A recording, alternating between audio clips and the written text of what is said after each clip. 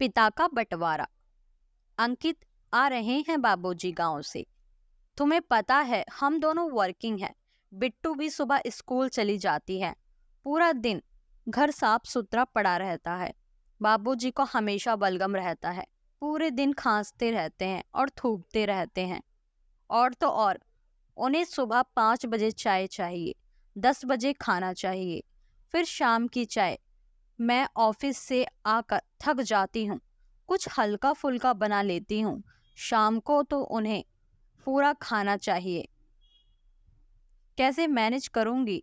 पिछली बार तो मम्मी जी भी आई थी तो उन्होंने सारा काम संभाल लिया था, पर अब मम्मी जी के जाने के बाद मुझसे अकेले किसी की सेवा नहीं हो पाती। सुन रहे हो या बहरे हो गए हो? अंकित, रीना उसकी पत्नी झुंझलाते हुए बोली।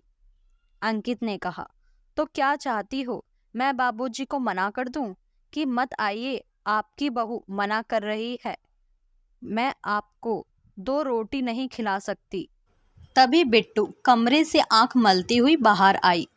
क्या कहा आपने? दादू आ रहे हैं? अरे वाह, मैं तो बहुत मिस कर रही थी दादू को। अब तो दादी भी भगवान के पास चली गई। दादू बहुत रोते हैं। मम्मी, मैंने फ़ोन पर बात की थी उनसे। मैंने दादू से कहा था कि मुझे उनकी याद आ रही है, तभी आ रहे हैं वो। मेरी हर बात मानते हैं दादू। अब खूब मस्ती करेंगे हम उनके साथ। आप तो रहती नहीं घर पर। मैं स्कूल से आकर बोर हो जाती हूँ।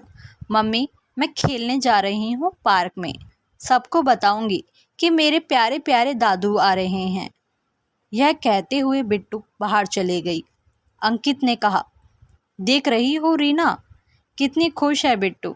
कितना जीवन होता है बड़े बूढ़ों के पास। वह खुश रहती है अपने दादू के साथ, और बाबूजी भी माँ को ज़्यादा याद करके परेशान नहीं होंगे। वैसे भी वह ज़्यादा दिन तो रुकते नहीं, उन्हें गांव की याद सताने लगती है। चले जाएंगे, रीना ने कहा। करना तो सब मुझे पड़ता है, तुम दोनों को तो कुछ नहीं करना पड़ता, इसीलिए बोल रहे हो। मेरी लाइफ तो बिल्कुल चक्कर गिन्नी हो गई है।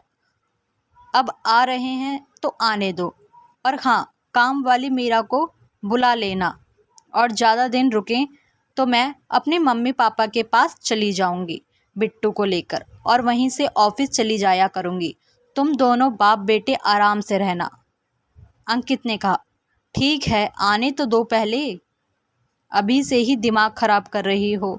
अंकित निर्धारित समय पर बाबूजी को लेने चला गया।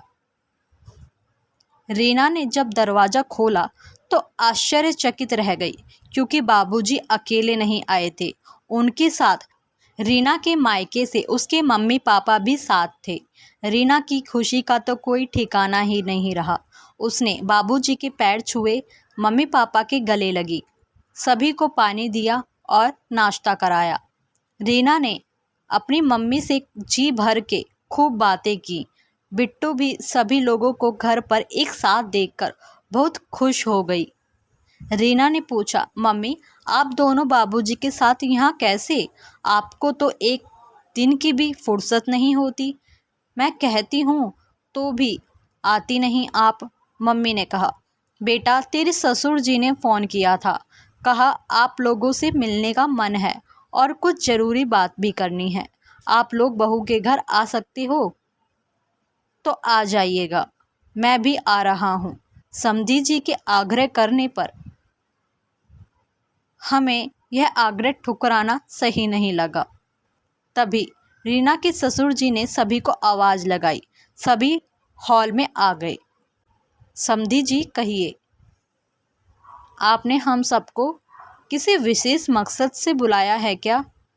गुप्ता जी यानी रीना के पापा ने पूछा। जब से मेरी पत्नी यानी अंकित की माँ मुझे छोड़कर गई है, तब से बस यूं ही ज़िंदगी काट रहा हूँ।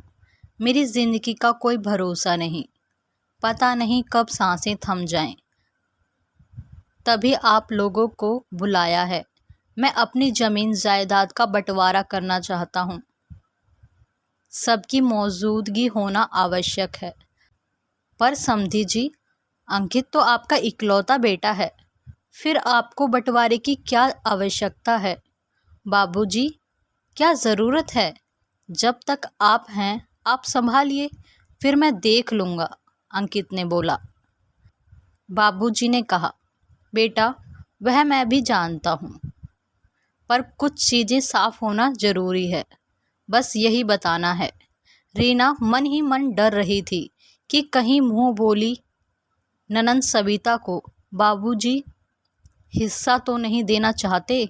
बाबूजी ने कहा, बात यह है कि बेटा, किसी के भी जीवन का कोई भरोसा नहीं। पति पत्नी में कौन पहले दुनिया से अलविदा हो जाए कुछ पता नहीं। इसीलिए अगर तू पहले जाता है तो बहू को कोई समस्या ना हो, उसे इधर उधर कोर्ट कचहरी के चक्कर ना काटने पड़े। अकेली औरत को दुनिया परेशान करती है। इसीलिए मैं शहर का यह घर बहू के नाम कर रहा हूँ। गांव का जो घर है वह तेरे नाम, और तुम दोनों को इस कागज पर भी साइन करने हैं। अगर मेरे बाद सविता अपने मायके आए तो उसे वैसे ही मान सम्मान मिलता रहे जैसे अभी मिलता है, अन्यथा वह जायदाद में हिस्सा ले सकती है। बताओ तुम दोनों को मेरा यह फैसला मंजूर है या नहीं? रीना, जो अपने ससुर जी को इतना गलत समझ रही थी, आज उनके फैसले को सुनकर चकित हो गई कि कोई ससुर बहू और उसके भविष्य के लिए इस कदर भी सोच सकता है। रीना आंखों में आंसू लिए ससुर जी के पैरों में गिर पड़ी और बोली कि बाबूजी, आप निश्चिंत रहिए, दीदी के मान सम्मान में कोई भी कमी नहीं आएगी। अगर आप यह बात नहीं भी कहते तो भी हम उनके मान सम्मान में कोई कमी नहीं आने देते। अब आप कहीं नहीं जाएंगे, बिट्टू और हमारे साथ रहेंगे हमेशा। अंकित ने भी रीना का समर्थन किया। बाबूजी भी आंखों में आंसू लिए हाथ की लाठी किनारे से दूसरी तरफ सरकाते हुए अपने दोनों हाथों से रीना को आशीर्वाद देने लगे। समधी संधन भी यह दृश्य देखकर भावुक हो उठे। गुप्ता जी ने अपनी बेटी से कहा कि बड़े बुजुर्ग ऐसे ही होते हैं और बच्चों पर हमेशा अपना आशीर्वाद बनाए रखते हैं और अपने से पहले अपने बच्चों का भला सोचते हैं। इसीलिए बेटा, हमेशा बुजुर्गों का सम्मान करना चाहिए। रीना को भी अपनी सोच पर शर्मिंदगी महसूस हो रही थी, पर उसने ठान लिया था कि आज के बाद ना कभी अपने से बड़ों का अपमान करेगी और ना ही किसी को बड़ों का अपमान करने देगी। दोस्तों, आपको हमारी यह वीडियो कैसी लगी हमें कमेंट बॉक्स में ज़रूर बताएं। वीडियो को लाइक और चैनल को सब्सक्राइब ज़रूर करें। धन्यवाद।